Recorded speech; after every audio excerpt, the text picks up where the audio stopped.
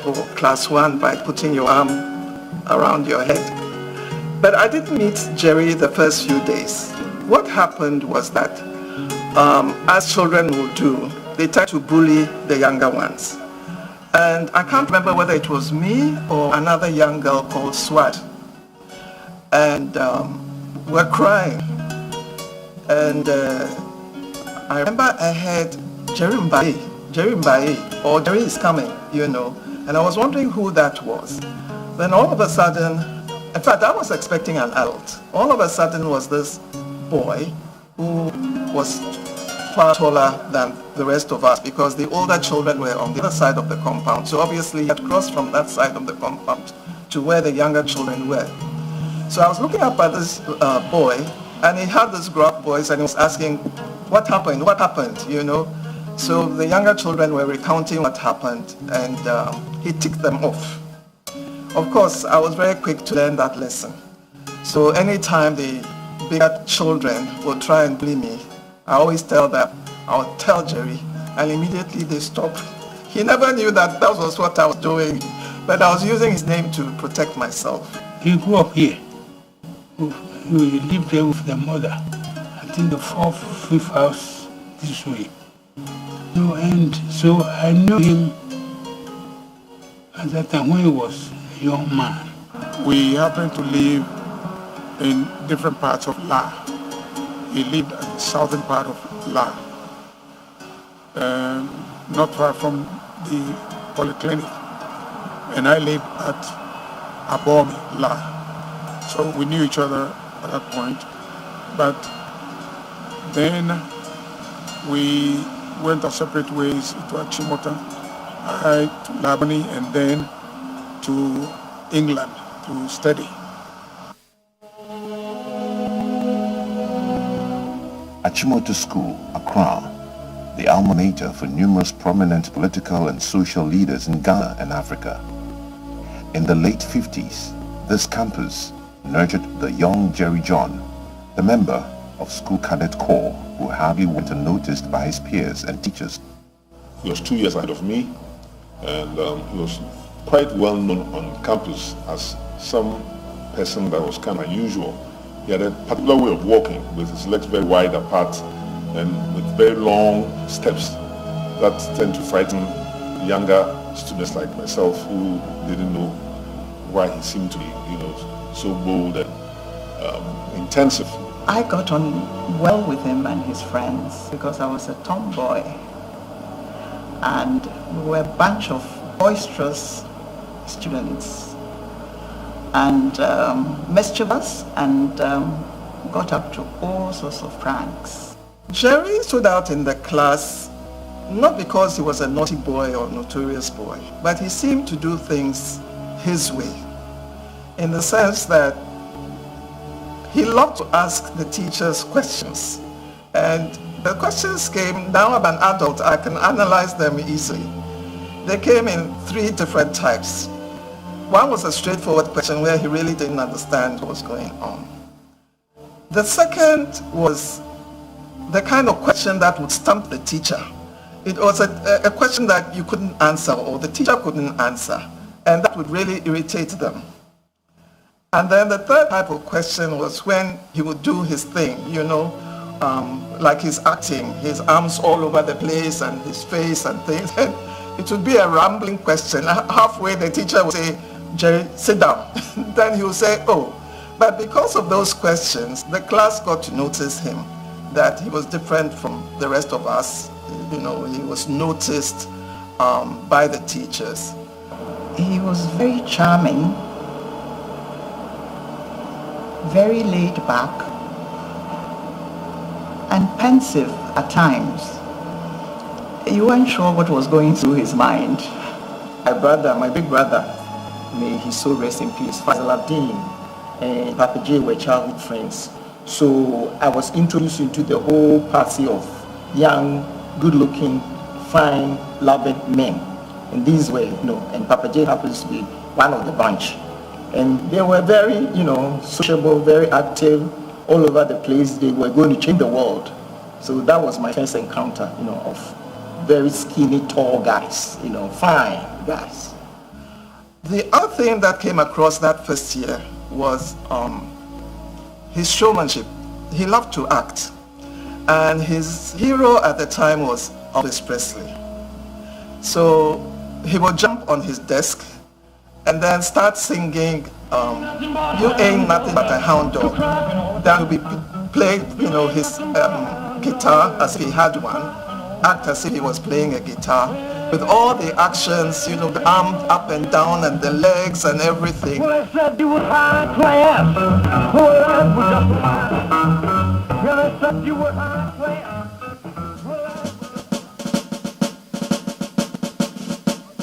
Ghana Military Academy prides itself with professionalism, discipline, and service. These values were to become synonymous with perhaps one of the Academy's most famous alumnus yet. I met Flight Lieutenant John Rawlings in the early 70s in the Maquis Squadron, that's the jet fighter squadron of the Ghana Air Force, at the Air Force Station in Accra. He became one of our members and we all gelled very, very, very well. I remember each time we were in formation, because formation is the prime or one of the essence of the fighter squadron, fighter operation, where you have 2 or 3 aeroplanes flying together in close formation, sometimes as close as 1 meter. It was a joy flying with General Rawlings because he would always maintain his position. Because the thing is that follow your leader, and he always follow and get glued to his position. But every formation, flight formation leader wants his wingmen to be in position. So that for those of you who have been watching from the ground, you could see who as if we're all tied together. That's one of his favorites, and I really loved him for.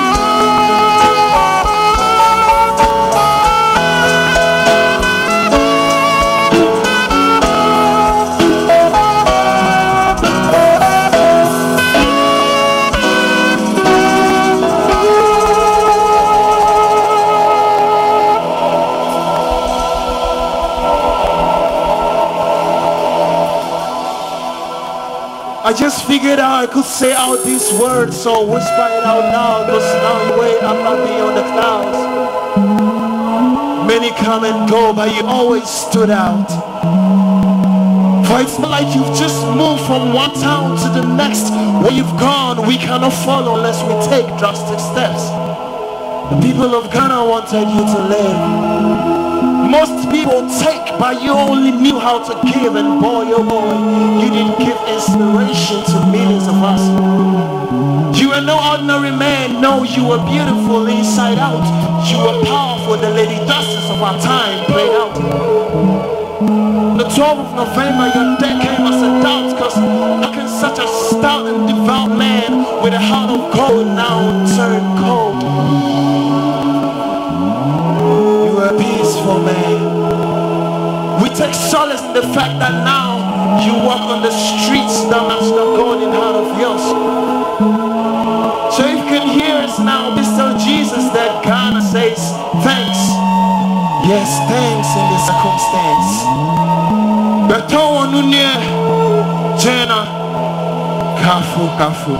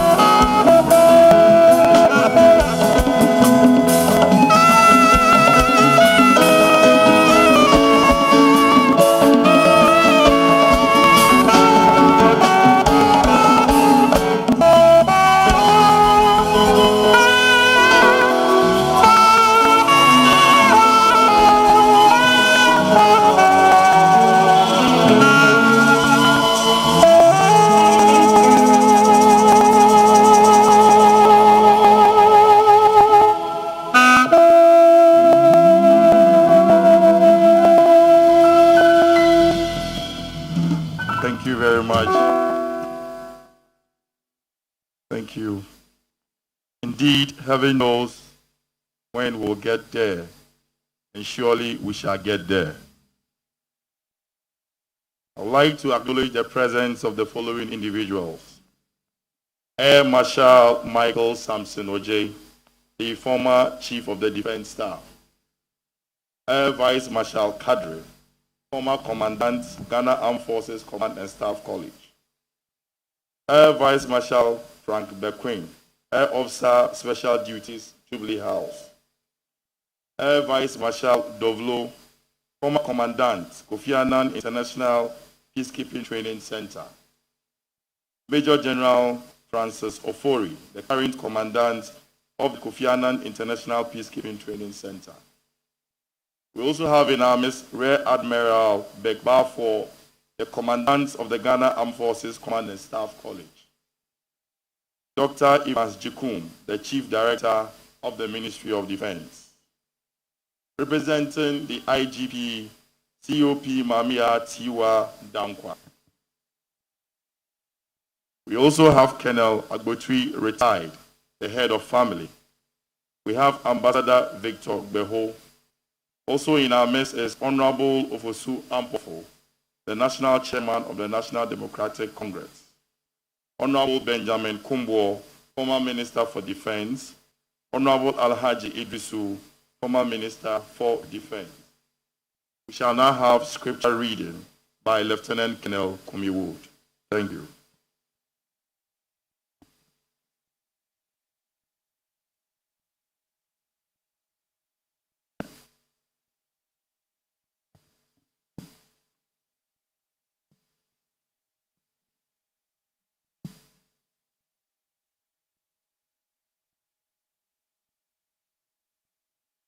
Dearly beloved, scripture reading for this evening, taken from Psalm 90, verse 1 through 12. Psalm 90, verse 1 through 12. The prayer of Moses, the man of God. Lord, you have been our dwelling place in all generations. Before the mountains were born, or you brought forth the earth and the world, from everlasting to everlasting, you are God. You return man to dust and say, return, O children of man.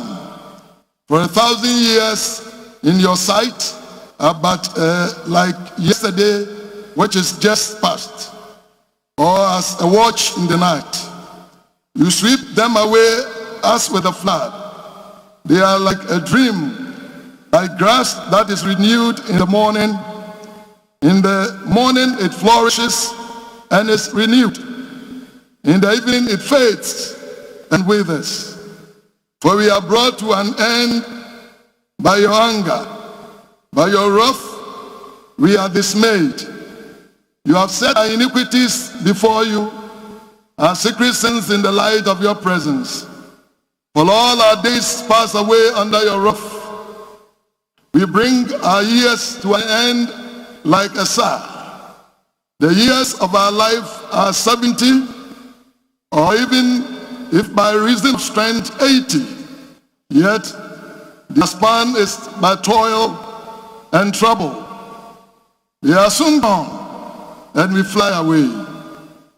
Who considers the power of your anger? For your wrath is as great as the fear that is due you. So teach us to number our days, that we may get a heart of wisdom. So teach us to number our days, that we may get a heart of wisdom. The word of the Lord. Thank you.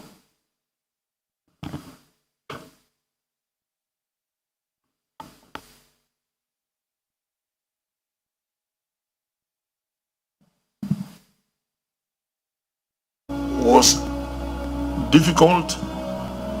Difficulties were dissolved, and you needed somebody to actually take the bull by the horn, and he was the one who did. Due to the economic conditions in the drilling in those times, most of our professionals left to seek greener pastures elsewhere.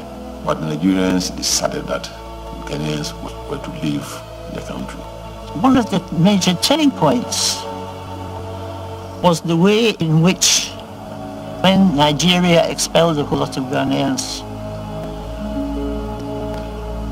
the way in which the PNDC dealt with it. We had about 1.2 million Ghanaians being expelled from Nigeria. And President Rawlings set in place a committee, and they were charged with the responsibility of ensuring that our people who were expelled would be reintegrated and also resettled. He invited me to be responsible for the evacuation of our colleagues from Nigeria. That saw the creation of a repatriation task force, which subsequently changed into National Mobilization Program. That exercise was carried out satisfactorily under his direction and leadership. Resources were very scarce, but with total mobilization of Ghanaians, they came on board to support us in various ways, some with vehicles, with food items, etc., for the exercise to be successful. One thing we did was not to create refugee camps, of course with his support, in Ghana, because in Ghana, all Ghanaians have families all over the place, and therefore instead of holding and creating refugee camps, we disperse all the returnees, we used to call them, to first to their regions, then to the districts, and then to their villages.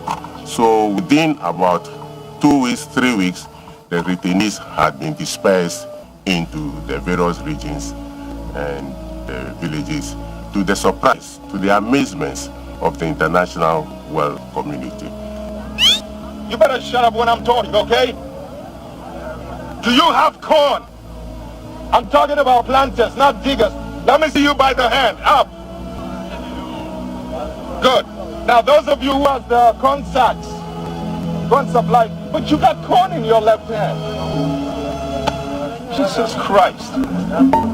In rallying the nation to mitigate these challenges, the resilient character of Jerry Rawlings, his charisma, charm, hard work, and hands-on approach to leadership by example was brought to bear on the people of Ghana. For him, no work was too low or demeaning for him as a chairman of the PNDC. So you find him in the quarters, you find him in the house, in the farms, you find him carrying a heavy load of cocoa on his back, one sack on his back. That was him. To a lot of people sitting in their offices in Accra, that was pure theater. It was simplistic. But the point is, he was sending a message to ordinary Ghanaians that we don't have to wait for the IMF, for the World Bank. We have what it takes to rescue ourselves from this morass. And that's what he did. He called on to the youth, and they responded. Arise, Ghana youths, for your country. The nation demands your devotion. We are all involved in building our motherland.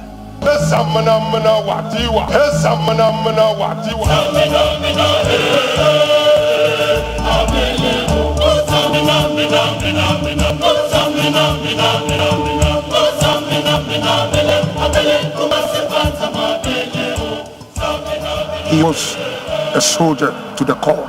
He did not promote himself beyond the rank at which he staged the revolution, as most revolutionaries did in those days. Very much committed to the hierarchy, very much committed to command and control. Knew his place in the army and stuck to his place. For him to hold on to the ethics of the code of ethics of the armed forces, he kept on addressing us sir. Sir, those of us who were senior to him, there was no occasion that he didn't say sir to us. It's not so surprising, because how did he get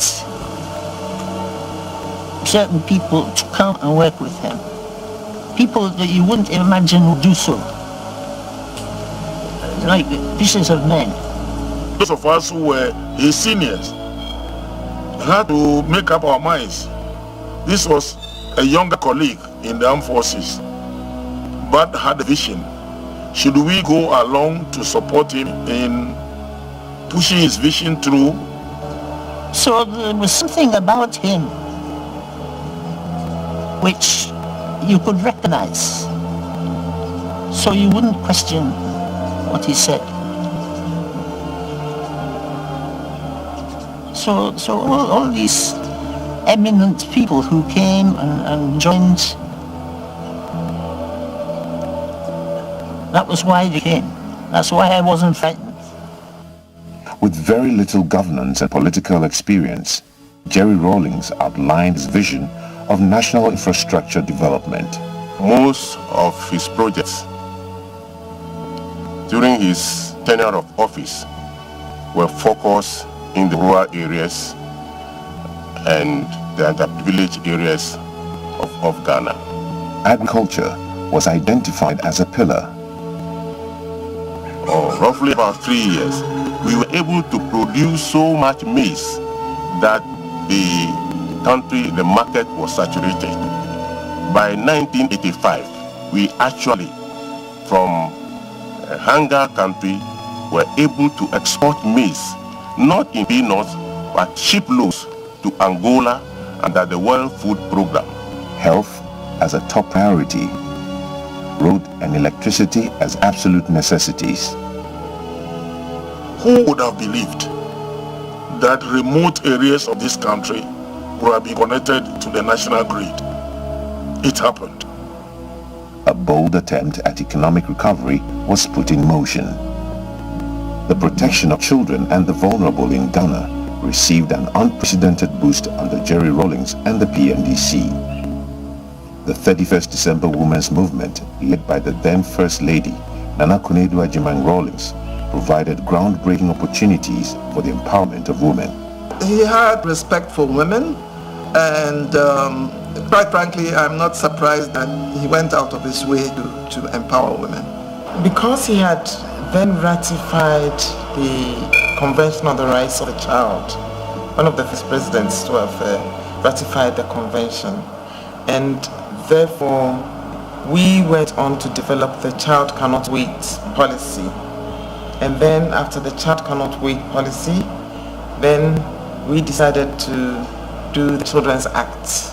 For the moment, the problems are so grave, and upsetting, that if we don't say anything and we don't seem to be doing anything, then it's as if we don't care about the problems of this continent.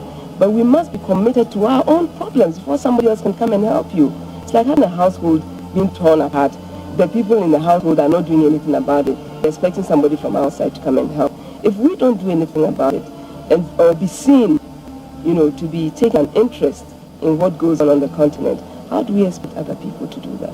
So the realization that we should do something about it is what has brought us here, and the commitment of some of us to want to do something about it. He had a very close relationship with his mother, and his mother was a very strong woman. And I don't think I'd be wrong in saying that he recognized similar traits in Nana Konadu. That is why he chose her to be his partner.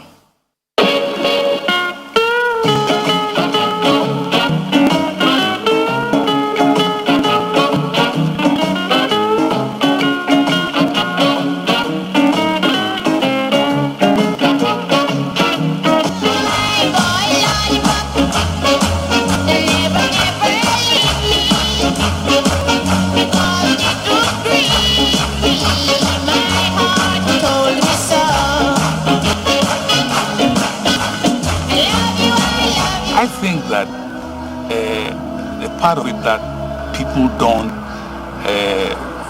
really think about is his humaneness and his humility.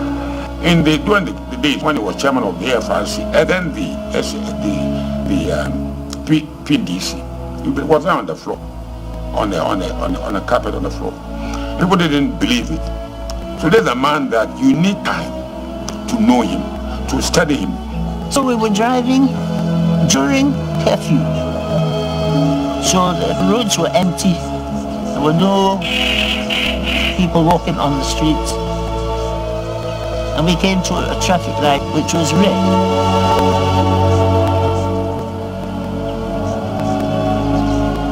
And the chairman said, stop the car.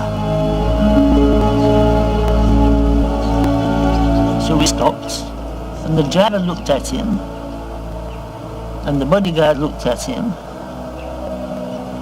and said, sir, there is nobody to see you. Why have you stopped? If you go, nobody will see you. They said, yes, but I will see me.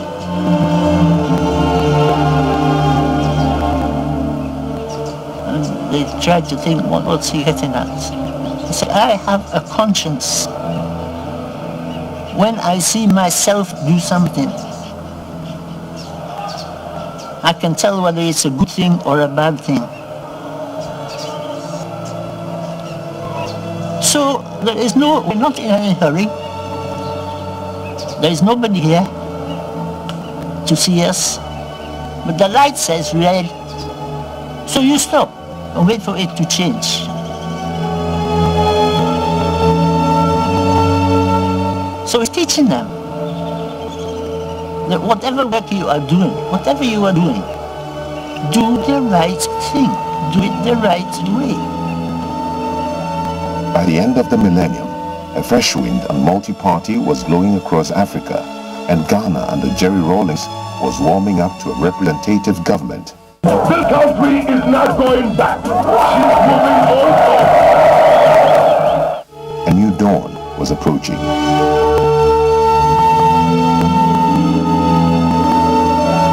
The action taken by the junior officers and other ranks of the Ghana Armed Forces was motivated by a desire to bring justice, social, economic, and political to all citizens of Ghana. The main purpose of the exercise is to ensure that the gap between the haves and the have-nots, the rich and poor, is bridged.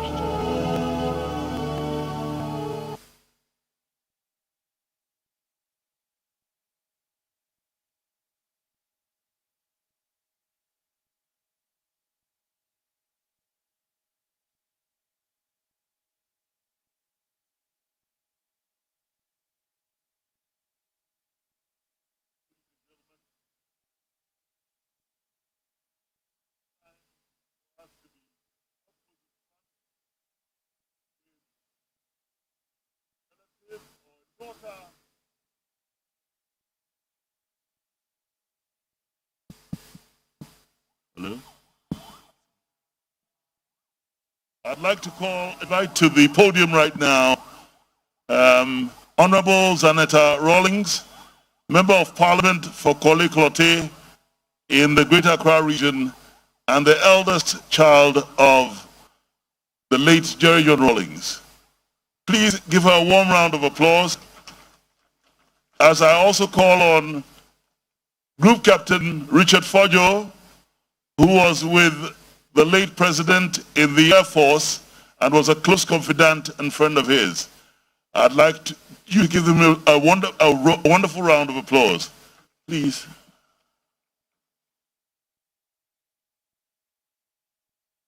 Group Captain Fojo. Please sit down. Right. Sanitized.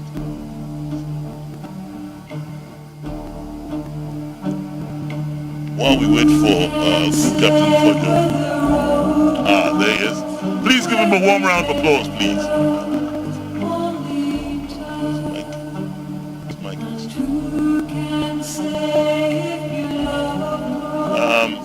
Honorable Madam Rawlings. Adjutant Rawlings, yes. Thank you. This is a very solemn time. And I'd like to ask you, as the eldest child of your father, can you tell me briefly, what kind of man was he in reality to you?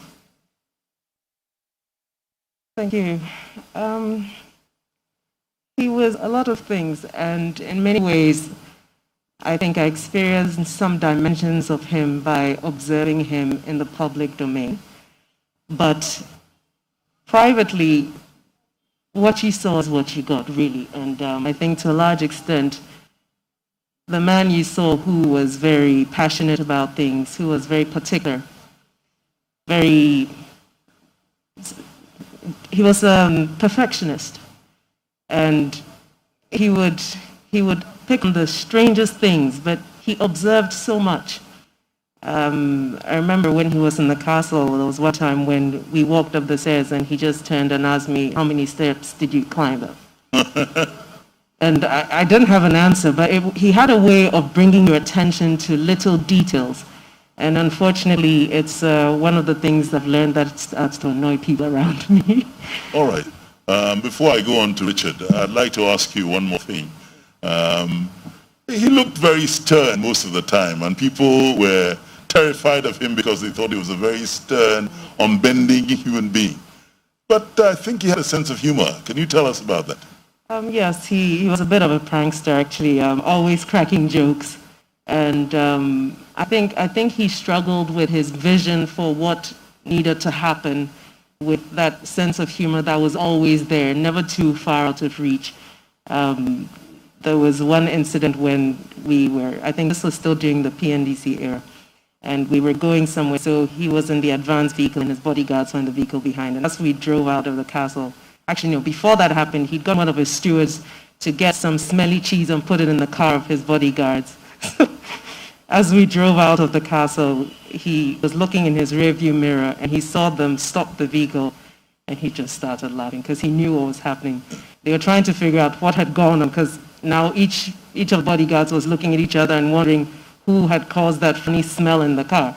And one of them, who spent a lot more time with him, figured that the old man had done something, had played a prank on them. So they stopped the vehicle and started searching it, and they found the smelly cheese under the seat of the driver. That was the kind of person he was. Funny about everything, but what you saw is what you got, really. Yeah. He was a very passionate man, and I think you spent a lot of time with him, Group Captain Fojo. You were with him at the Air Force Base. You were his confidant for a long time, and very well respected by your colleagues.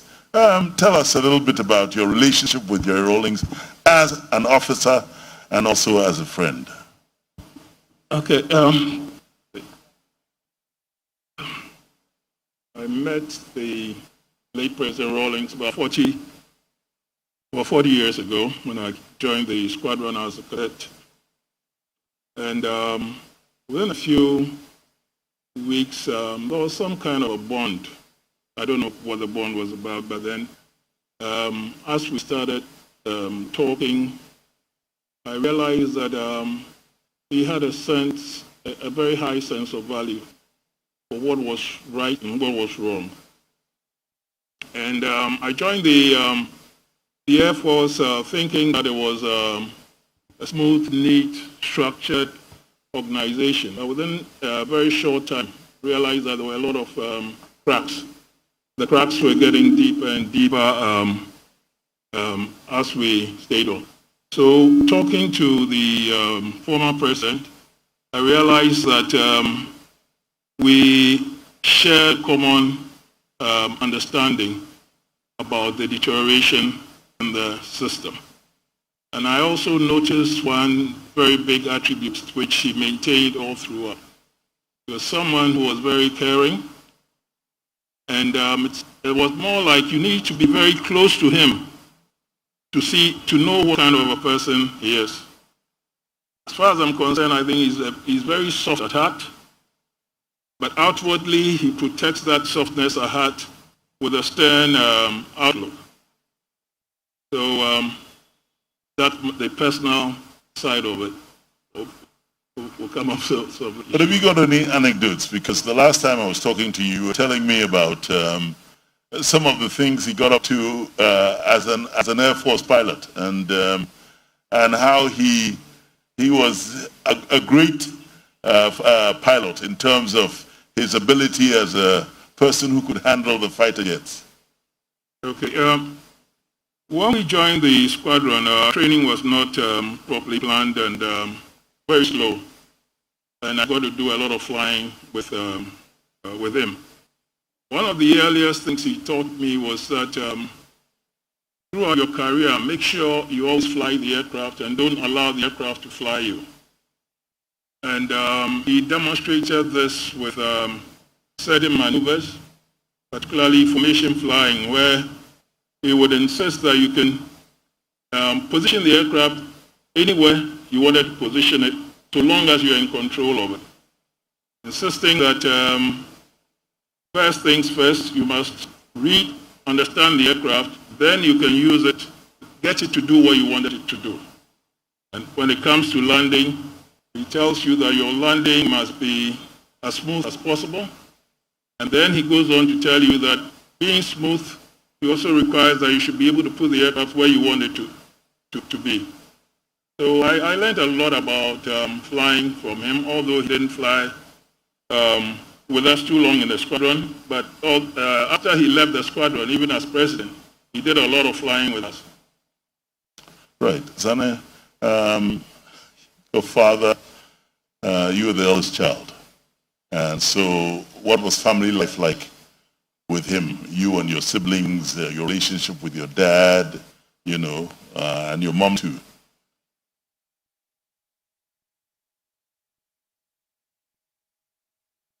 Sorry, it was quite complicated sometimes. We didn't live in a castle with him. I think that was a joint decision between my parents for two reasons. One of which was the fact that he knew that at the time, because there wasn't that much stability, there was a threat to his life at some times, and he didn't want us to be a part of that. So he felt that if we lived in a separate location, it kind of decreased the risk.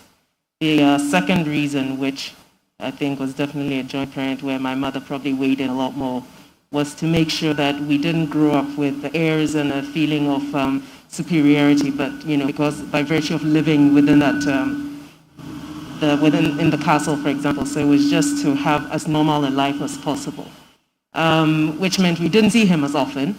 But when we did, there was always something. He wanted to impart so much knowledge, and if it wasn't teaching my siblings and I how to drive before our feet could even touch the gas pedal, it was teaching us how to fly the model planes or ride our bicycles.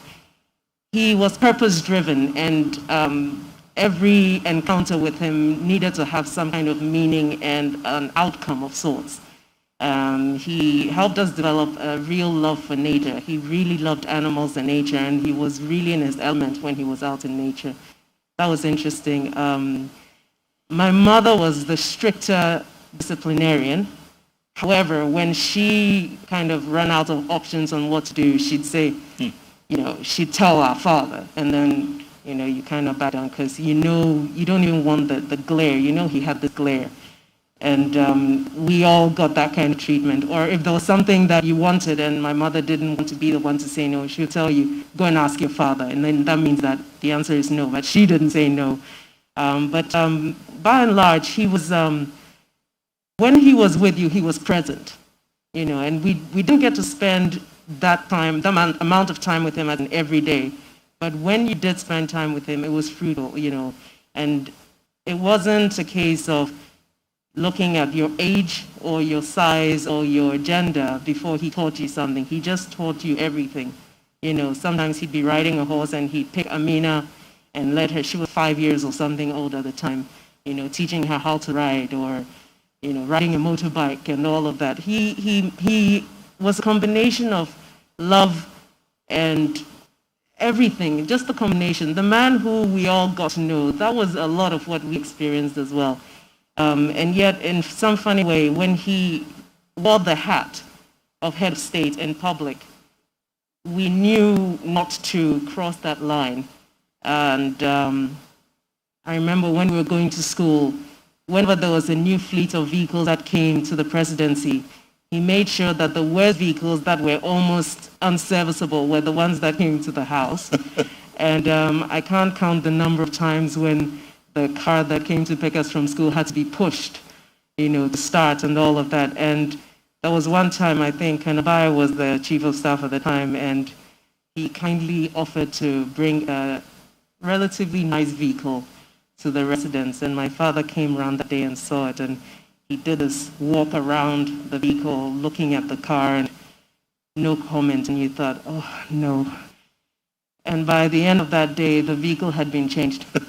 Yeah, so that was the kind of person he was. Or he just did not, he wasn't someone who was an accumulator of material wealth. And I think when Ya and I were quite young, Ya comes right after me. And the gate was quite noisy. So as he would drive in through the gate, Ya and I could hear the gate, and we would run into our rooms and try and hide our shoes behind the wardrobe, because every time he'd come into the room and open the wardrobe and stand there for a few seconds. You have too many shoes. Why do you need so many shoes? You know, when he was young, he didn't need this many shoes. So why do we have so many shoes? So it was this lecture that you kept getting, and you thought, no. So as soon as he's coming into the room, we'd run ahead of him and try and hide our shoes, because we just couldn't handle the lecture over and over and again. I still don't have that many shoes, thanks to him and all of that trauma. But that was the kind of person he was. There was always something. You know, I remember he got the secretariat to print out a long, like 4 pages of words and their synonyms, and insisted that we should go through them and learn them so that we'd improve our vocabulary. Or whenever he'd come over sometimes in the evenings, he'd spend a few minutes with Ya and myself asking us these mind-bending questions, you know, logic and, you know, how to test certain things, or one of these aptitude types questions. So he encouraged us to think outside the box, to stretch our mind a bit. Interesting man. Interesting. Well, from the way you've explained and yourself so eloquently, I don't think he failed. Richard, before we wind up, I just want you to tell us one of your fondest memories of the late Flight General John Rawlings. Yes, I know there are a lot of memories, but just take one special one out. I'll combine two. So you get to know the kind of person he was. I consider myself a loyal wingman. I have been with them throughout, and I was with them even in his last days. And I consider it a big privilege having to know someone like him, and also being with them in his last days. I'll end with being with him in the last days. But then there's this one incident that is very interesting. I was at home one day, we're watching TV with my wife, and here was the old man on TV doing his walk and feeling very confident. And he was a little bit more than himself, the self that I knew. So I asked my wife, what is the meaning of vanity? And she said, so yeah, that's the same thing. I said, why? I said, I see vanity on the screen.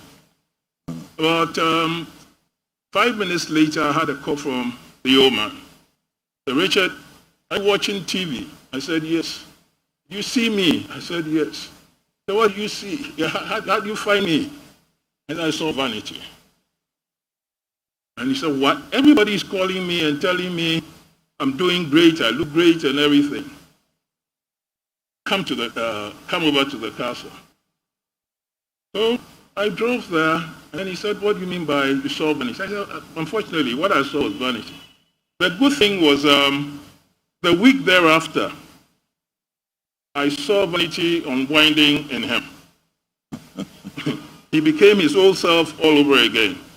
And that is one big attribute that he had that made him what he was. Now, in his last days, in his very last days, he died betrayed.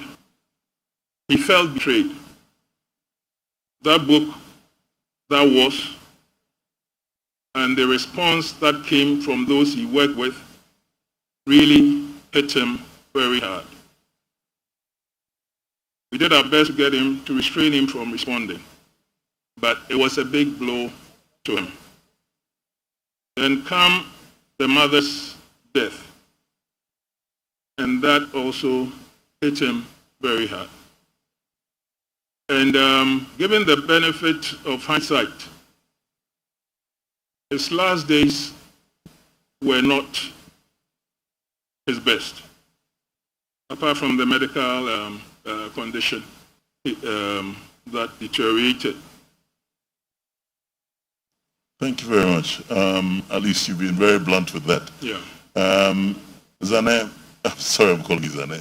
I've been calling you that all your life. Last anecdote, fondest memory. I know you've got a lot, but let's wind up with something very nice and uplifting about him. Well, he was not politically correct, you know that already. And I remember in the 90s when we first got the Defenders in the Air Force, and he was flying the Defender. Every new aircraft that arrived, whether it was a fixed wing or rotor, he just had to get his hands on it. And so with the Defender, he came over to pick me up, and said we should go flying together. And I remember my mother wasn't at home at the time, my other siblings were there, and a friend of my mom's was there. And he said, okay, let's go. And then my mom's friend said, but why won't you go with the others? And then he said, well, we're going to do simulated engine failure. Actually, we're going to fly asymmetric. So he was actually going to switch one engine off, and we're going to fly on one engine and try and keep the plane that way, and then restart the engine. And then he said to the woman, and she said, well, if we all go and something goes wrong, we'll all die. But if I just go with her, then only one child will die. And that was the kind of person he was, just practical and honest and brutally so sometimes. But it was true, And I remember how he'd get upset if we all flew on the same aircraft because, he says, decrease the chance of the whole family dying and split yourselves up and that kind of thing. So he was just an interesting man, and what she saw is what she get. And I'd like to thank both of you very much for sharing your thoughts with us. I have a few thoughts, but this is not the time for me to talk about them. But Jerry John Rawlings was a very good man, and I think the Ghanaians will now realize what a good man he was. On that note, thank you very much, and the vigil continues. Thank you.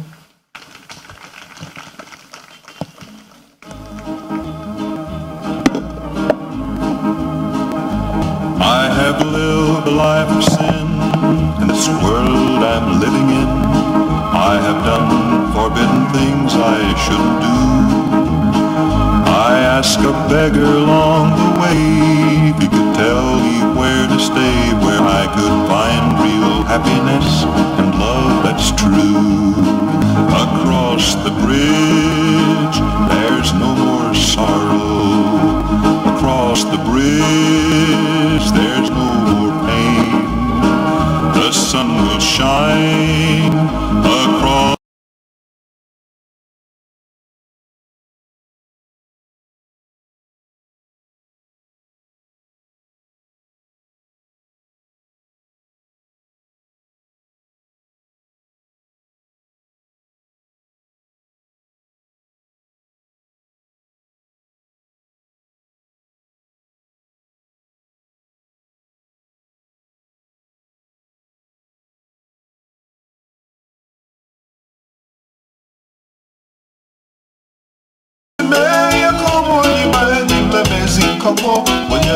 Thank you.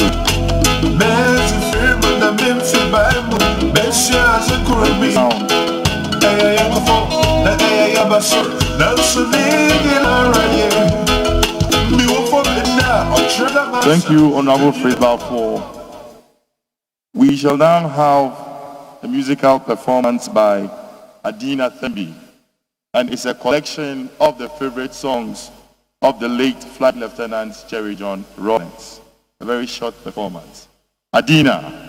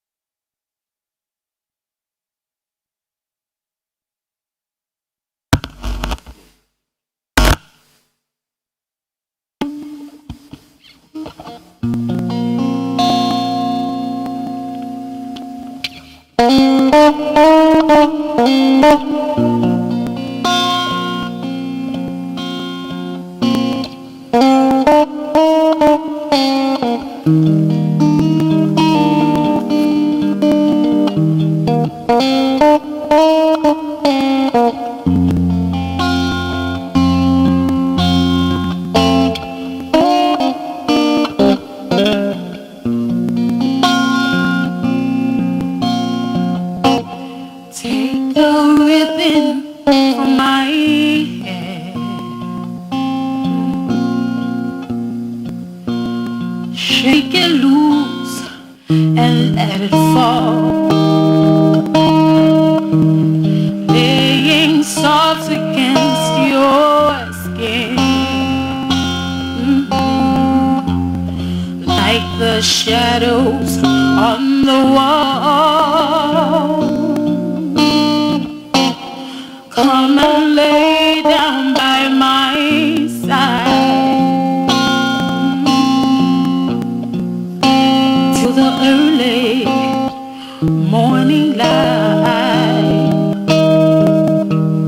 All I'm taking is your time. Help me make it through the night. What's right or wrong, and I won't try to understand. Let the devil take tomorrow. Lord, tonight I need a friend. Yesterday is dead and gone, and tomorrow is out of sight. It's so sad to be alone. Help me make it through the night.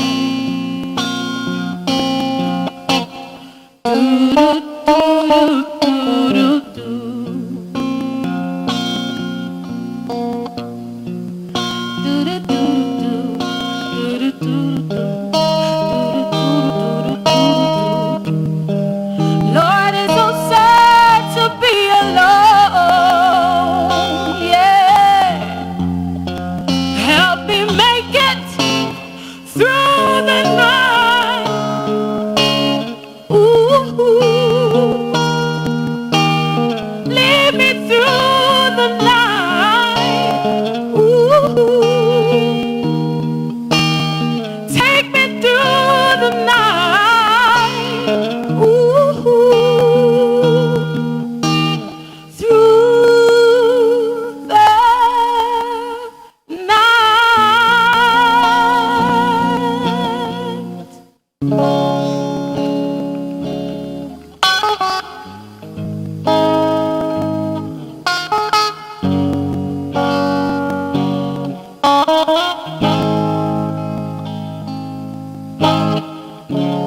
Look into my eyes and you'll see what you mean to me. Search your heart, search your soul, and when you find me there, you serve no more. Don't tell me it's not worth trying for. You can't tell me it's not worth dying for. You know it's true. Everything I do it for you. Oh yeah. Look into your heart and you will find there's nothing there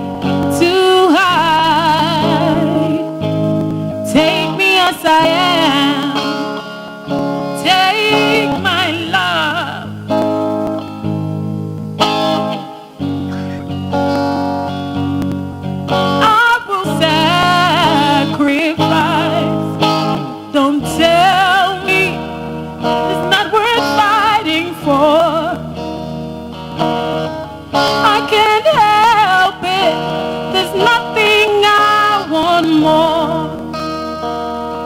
You know it's true. Everything I do it for you.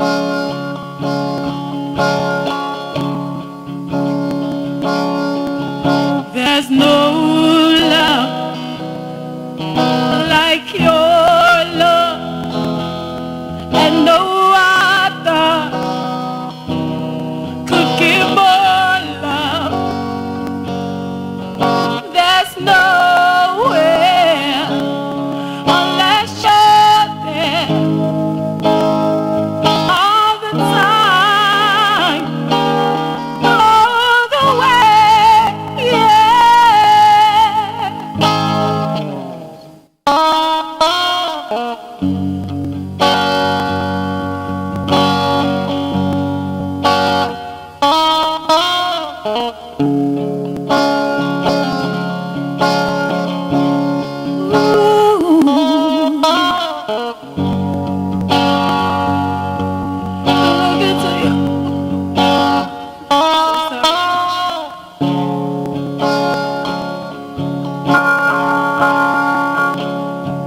oh, you can tell me, yeah, I can't help it. There's nothing I want more. Yeah, I would fight for you. I'd lie for you. Walk the wild for you. Yeah, I'll die for you. You know it's true. Everything I do it for you.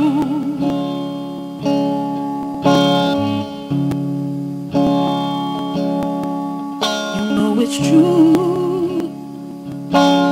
Everything I do it for you. I do it for you. Thank you so much, Mr. Peace Chicha.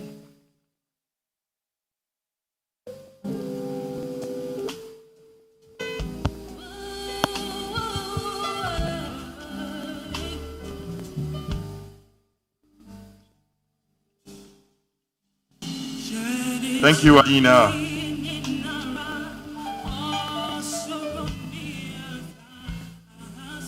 A few more acknowledgements. Representing the Director General of Prisons is the Director of Prisons in charge of operations, Mr. Isaac Kofi Ejiri. We have the Veterans Administration of Ghana here, the Retired Commissioned Officers Association, the Retired Commissioned Air Force Officers Association. We have members of the Diplomatic Corps and the National Democratic Congress as well over here. The next is a performance by Akras, the Old Achimotans Association. They shall give us a tribute and some music. Thank you very much.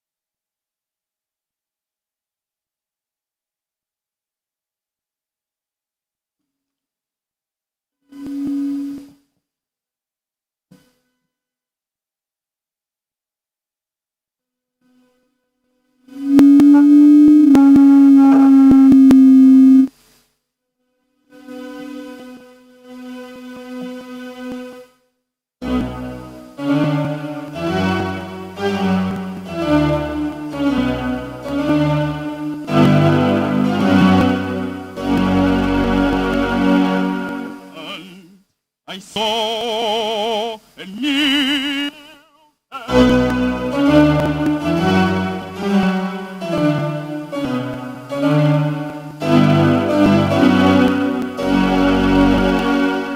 and I saw a new earth.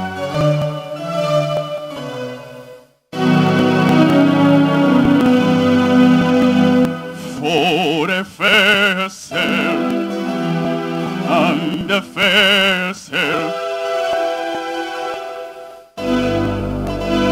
were passed away, and there was no more sea, and there was no more sea.